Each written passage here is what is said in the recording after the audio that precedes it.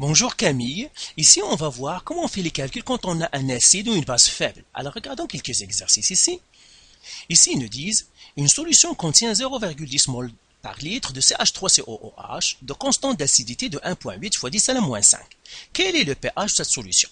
Donc il nous donne une solution qui contient 0,10 mol par litre, il nous donne le CH3COH, et sa constante d'équilibre c'est 1,8 fois 10 à la moins 5 et on nous demande de calculer le pH.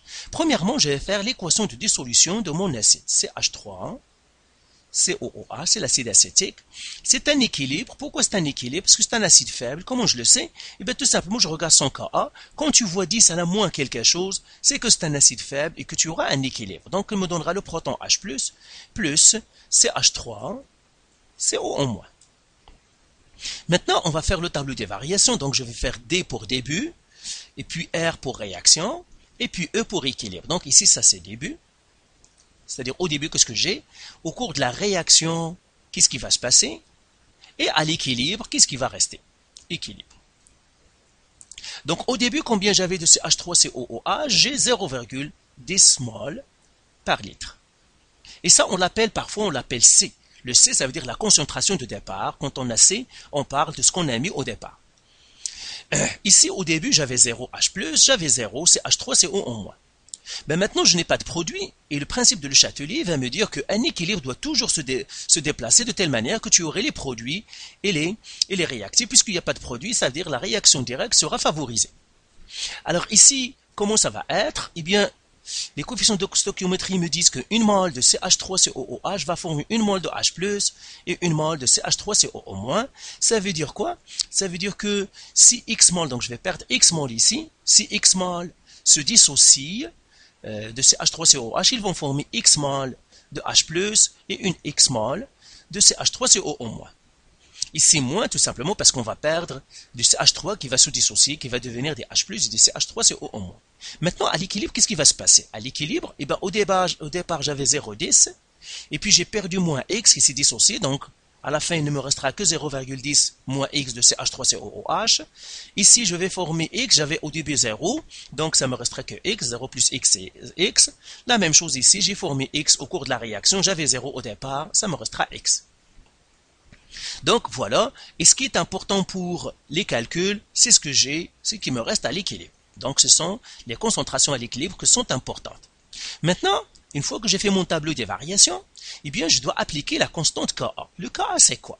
En fait, le Ka, eh bien ça me dit est-ce que le système est en équilibre ou non. Quand le système est en équilibre, et aussi on peut le regarder d'une autre manière, de dire comment le système sait qu'il est en équilibre.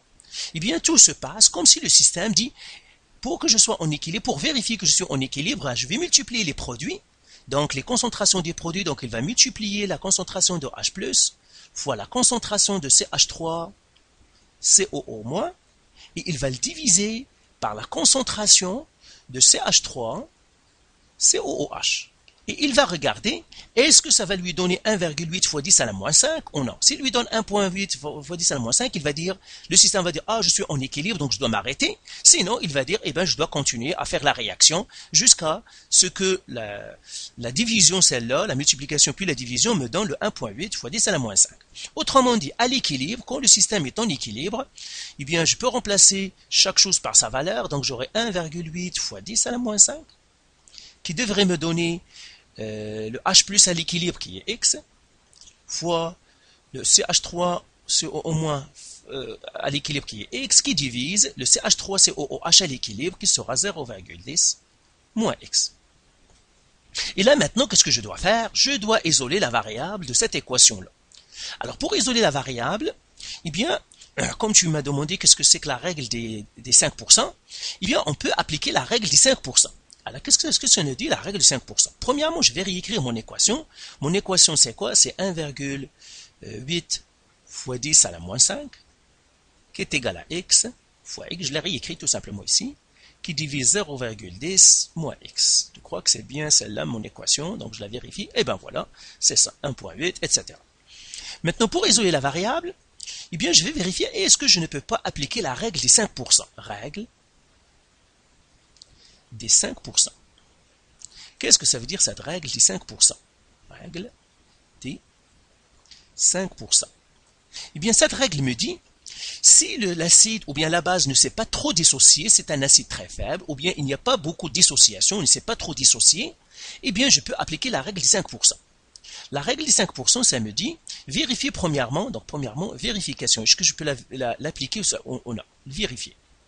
Alors, qu'est-ce que je vais faire pour vérifier? Eh bien, je vais faire Ka, pardon, la constante d'acidité qui divise C. Le C, on a dit c'est quoi? C'est la concentration que j'ai mis au départ. Concentration de départ, c'est le départ. Et puis, je regarde, est-ce qu'il est inférieur à 2,5 fois 10 à la moins 3? Ou bien en nombre à virgule, est-ce qu'il est inférieur à 0,0025? Je vérifie avec notation scientifique ou ça. Si c'est vrai, eh bien je peux appliquer la règle, donc appliquer. Et appliquer, ça veut dire, si j'ai un nombre, n'importe quel nombre, moins x, eh bien j'oublie le x, j'élimine le x. Ou bien, si j'ai un nombre plus x, j'oublie le x. C'est ça la règle des 5%. Au fond, qu'est-ce qu'il me dit? Il me dit si l'acide ne s'est pas très dissocié, il ne se dissocie pas beaucoup, c'est-à-dire la dissociation est faible, eh bien, je peux négliger le x. Ça veut dire, je peux dire que le x comme s'il n'est pas, mais je ne peux le négliger que devant un nombre. Il faut qu'il y ait un nombre moins le x ou un nombre plus le x. Je ne peux pas l'enlever ailleurs. Soit que j'ai un moins, soit que j'ai un plus. Mais je dois avoir un nombre à côté de lui. Là, je pourrais l'éliminer. Alors, on va essayer de faire ça pour notre exemple. Je dois vérifier est-ce que je peux appliquer la règle des 5%. Qu'est-ce que je vais faire? On a dit on va faire Ka. Qui divise le C, ça veut dire la concentration de départ. Le Ka, c'est combien? C'est 1,8 fois 10 à la moins 5. Qui divise la concentration de départ? La concentration de départ, c'était 0,10. Donc, c'est ce qu'on a mis au départ. Donc, le C, c'est celle-là. C'est celle-là, le C. Donc, je vais le mettre avec une autre couleur. Ça, c'est le C. Ce que j'ai mis au départ. Et c'est par quoi je divise. Et là, je vais faire mon calcul. Alors, calculatrice. Là, je vais faire 1,8 fois 10 exposant moins 5 qui devra diviser 0,10 et je fais égal à combien? Eh bien, vous voyez, il me donne 0,00018. Je peux le mettre en notation scientifique qui me donnera 1,8 fois 10 à la moins 4. Et je vois que c'est plus petit que mon 0,025, 0,0025. Donc, ça veut dire quoi? Je peux appliquer la règle des 5%. Donc, appliquer la règle des 5%, donc ça veut dire appliquer la règle des 5%. Donc, je vais effacer ici maintenant. Maintenant que tu connais la règle des 5%, c'est ça, je vais appliquer. Donc, qu'est-ce que ça veut dire? J'applique la règle des 5%. Eh bien, je vais écrire ma règle, 1,8 fois 10 à la moins 5 égale. Et la règle de 5% me dit, si je vois un nombre moins x, j'élimine le x. Ou bien si je vois un nombre plus le x, j'élimine le x. Et là, je l'écris, c'est x fois x sur 0,10. Et là, maintenant, j'isole la variable. Donc, j'ai fait 1,8 fois 10 à la moins 5 égale x fois x, c'est x à la 2. Sur 0,10. Donc, tu vois, ici, l'équation est plus facile à résoudre. C'est pour cela que la règle des 5%, on l'utilise tout simplement pour résoudre une équation plus facilement, au lieu de faire le moins b plus ou moins racine carrée, etc., qu'on verra plus tard. Donc, ici, c'est facile. Donc, je dois transférer le 0,10 de l'autre côté, donc avec un fois. Donc, ça va faire 1,8 fois 10 à la moins 5 fois 0,10 égale à x à la 2. Et si je fais ce calcul, ça me donnerait 1,8 fois 10 à la moins 6. Donc, je mettrai un fois ici pour ne pas se mélanger avec l'x à la 2. Alors, pour me débarrasser de à la 2, je fais la racine carrée. Alors, je continue les calculs ici. Donc, ça me donnerait mon x égale. Alors, calculatrice encore. Donc, je fais clear, racine carrée de 1,8 fois 10 exposant moins 6. Je ferme la parenthèse et je fais égal. Eh bien, ça me donne, je vais le faire en notation scientifique, qui me donne 1,34. X est égal à 1,34 fois 10 à la moins 3 mol par litre. Donc, qu'est-ce que je viens de trouver ici? Je viens de trouver le X. Donc, ici, je pourrais effacer maintenant ces formules-là. Donc, on l'a fait. Et on vient de trouver quoi? Le X. Le X, combien on l'a trouvé? Donc, je vais le regarder ici. vient trouver 1.34. Donc le X ici, c'est 1.34 fois 10 à la moins 3 mol par litre. Lui aussi, c'est 1.34 fois 10 à la moins 3 mol par litre. C'est ce que je viens de trouver. Mais moi, qu'est-ce que je cherche? Je cherche le pH. Alors, comment je vais calculer le pH? Eh bien, on sait que le pH est égal, ça c'est la règle, moins log de la concentration de H+. Eh bien, tout simplement, ça va faire moins log de 1,34 fois 10 à la moins 3 mol par litre. Et là, je vais calculer ce logarithme. Donc, je fais comme ça. Eh bien, je vais faire ça et je vais faire log de parenthèse, moins log, parenthèse, la réponse que j'avais avant, c'était ça, et je ferme la parenthèse, je fais égal, ça me donne 2,87. Donc voilà, ça c'est mon pH. Donc pH ici est égal à 2,87.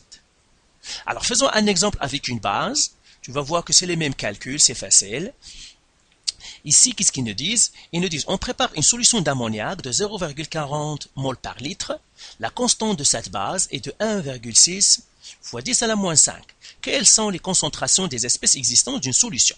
Donc ça, c'est l'ammoniac. Et l'ammoniac, c'est une base de Bronsted. Donc je vais faire l'équation de dissolution premièrement de l'ammoniac, NH3 plus H2O.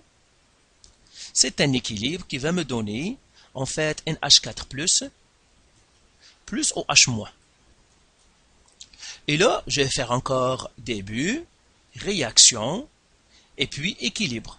Donc début, réaction, équilibre. Et ce qui m'intéresse, moi, c'est l'équilibre. Hein? Donc au début, combien j'avais? J'avais 0,40 mol par litre. Le NH+, j'avais 0. J'avais 0. Le H2O, on l'oublie quand on a les acides et les bases parce que H2O est en grande quantité parce que c'est le solvant. C'est pour cela qu'on ne le prend pas en considération. On ne prend pas le solvant en considération. La réaction. Maintenant, je vois que je n'ai rien dans les produits. Ça veut dire que c'est la réaction directe qui sera favorisée. Et par suite, je vais former, si je forme X mol de NH4+, eh bien, se formera X mol de OH-. Et je perdrai ici X mol de NH3. Pourquoi? Eh bien, tout simplement, encore les coefficients de stoichiométrie qui veut me dire là, une mol de NH3 va me donner une mol de NH4+, et une mol de OH-.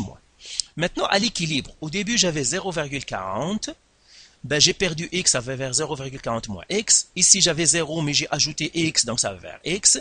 Ici, j'avais 0 plus X, ça va faire X. Et encore une fois, j'écris ma constante. La constante d'équilibre encore, c'est la KB. Et encore, quand le système est à l'équilibre, et encore une fois, le système, tout se passe comme si le système essaye d'avoir cette multiplication, c'est-à-dire il essaye, il dit, est-ce que NH, si je prends la concentration de NH4+, et je la multiplie par OH-, puis je le divise par NH3, la concentration de NH3, eh bien, il regarde, est-ce qu'il trouve 1,6 fois 10 à la moins 5? S'il le trouve, c'est qu'il est à l'équilibre, il s'arrête. S'il ne le trouve pas, il continue à faire son travail, c'est-à-dire la réaction chimique. Mais nous, on dit qu'il est arrivé à l'équilibre. Puisqu'il est arrivé à l'équilibre, ça veut dire le KB, elle est égale à 1,6 fois 10 à la moins 5, et bien égale à cette multiplication-là. Donc, je vais faire 1,6 fois 10 à la moins 5 égale le NH4+, c'est X, fois le OH-, c'est X, qui divise le NH3, c'est 0,40 moins X, parce que c'est à l'équilibre.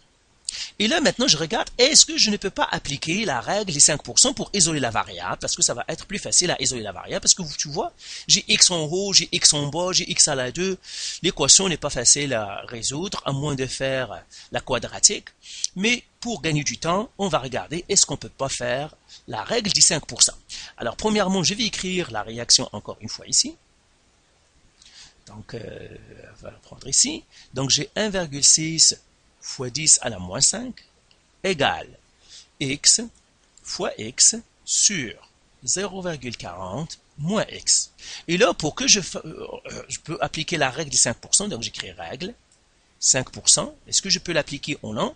Eh bien, je vais faire KB sur la concentration de départ, qui est égale, parce que ici c'est KB, c'est pas KA. Et puis, je vais regarder, est-ce qu'il est inférieur à 2,5 fois 10 à la moins 3 ou bien en nombre à virgule 0,0025, l'un ou l'autre. Là, je vais faire mon calcul ici. Je regarde KB. Le KB, donc je vais faire KB sur C égale. Le KB, c'est 1,6 fois 10 à la moins 5. Et je le divise par le C, c'est 0,40. Et je regarde ça, ça me donnerait combien? Eh bien là, je fais clear et je vais faire 1,6 fois 10 exposant moins 5 qui devra diviser 0,40. Et je regarde ça me donne, eh bien ça me donne 4 fois 10 à la moins 5. Alors tu vois ici c'est plus petit, c'est plus petit que 2,5 fois 10 à la moins 3. Donc je peux appliquer la règle des 5%. Règle des 5%, ça veut dire que je peux éliminer le x devant le 40. Encore une fois, on a dit, comment je néglige? C'est toujours nombre moins x ou bien nombre plus x. C'est là où je dois éliminer le x et pas ailleurs. Quand je vois ça, je peux éliminer x. Nombre moins x ou bien nombre plus x. Et là, ben, je peux l'éliminer maintenant. Et là, je vais écrire 1,6 fois 10 à la moins 5. Donc, je vais faire un fois pour me mélanger avec le x. Hein. Comme ça, avec un point. X fois x, c'est x à la 2. Sur 0,40. Parce que le x, on va l'oublier. Et là, je vais transférer le 0,40 vers l'autre côté. Donc, je vais faire cette multiplication 1,6 fois 10 à la moins 5 fois 0,40 qui devrait me donner x à la 2. Et là, maintenant, je dois faire la racine carrée pour trouver mon x. Donc, la racine carrée de tout ça. Donc, je vais le faire en un coup avec la calculette. Donc, je vais faire racine carrée. Donc, je diminue tout ça. Racine carrée, parenthèse. 1,6 fois 10 exposant moins 5 fois 0,40, ferme la parenthèse, et je fais égal. Donc je le mets en notation scientifique, ça me donnerait 2,52 ou bien 53 fois 10 à la moins 3. Donc voilà, je viens de trouver mon x. Donc ici je peux écrire, c'est 2,53, donc mon x est ici. Donc là je peux effacer ça. Donc je vais descendre ça un petit peu. Et là je pourrais remonter un peu ça. Et là j'élimine. Ça je l'élimine comme ça. Et puis x, je l'ai trouvé combien? J'ai trouvé que c'est 2,53. Donc le x ici, c'est 2,53 fois 10 à la moins 3 mol par litre. Et puis l'autre, comme ça, je vais descendre ça encore. Et ça. Alors, l'autre ici, ce x-là, encore, c'est 2,53 fois 10 à la moins 3 mol par litre, parce qu'ils me disent, la question c'est, quelles sont les concentrations des espèces existantes? Donc le NH4+, c'est 2,53 fois 10 à la moins 3, et le NH3, ça va faire quoi? Ça va faire 0,40 moins 2,53 fois 10 à la moins 3. Ce qui me fera finalement, donc ici, j'enlève tout ça, et je fais 0,40 moins ce que je trouvais, le 0, ça me donne, eh bien tu vois, c'est 0,39,7, et si je veux l'arrondir aux deux chiffres, ça me donnera 0,40 mol par litre. Donc voilà, j'ai trouvé les concentrations de chacun. NH3, tu auras 0,40 mol, à peu près 0,40 mol par litre. Le NH4+, 2,53 fois 10 à la moins 3. Le OH-, c'est 2,53 fois 10 à la moins 3. Maintenant, ça, si tu peux faire la règle des 5%. Mais en général, quand tu as un acide faible ou une base faible, tu peux faire la règle des 5%. Si on ne peut pas faire la règle des 5%, ça on va le voir plus tard dans un autre cours. Qu'est-ce qu'on doit faire quand on ne peut pas appliquer la règle des 5%? Mais je te conseille toujours, vérifie ce que tu ne peux pas faire la règle des 5% parce qu'en général, c'est possible. Donc voilà, j'espère que ça va t'aider dans tes exercices, dans tes examens. Donc voilà, donc si tu as encore des questions, de la misère, ben, tu sais comment nous contacter.